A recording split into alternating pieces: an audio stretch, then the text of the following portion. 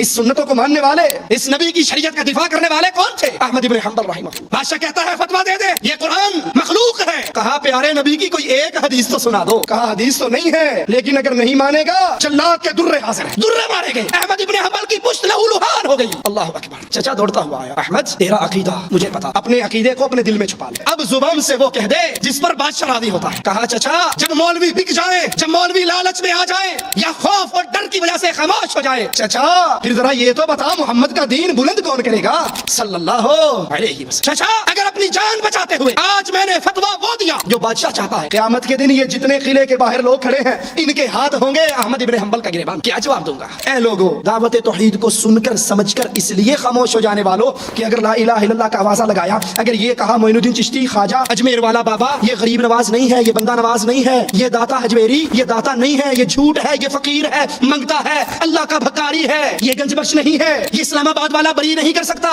گجرات والا ڈولے شاہ اولاد نہیں دے سکتا، پیر توتے شاہ کے دربار کی مٹی کھا کے کوئی بچہ نہیں بول سکتا۔ اگر یہ کہا برادری میں لڑائی ہو جائے گی، اگر یہ کہا مجھ پہ مصیبتیں ٹوٹ جائیں گی، اگر یہ کہا میری رشتہ داریاں متاثر ہوں گی، پھر پیارے نبی سے اپنا رشتہ نہ جوڑ، پھر پیارے نبی سے اپنا تعلق نہ جوڑ۔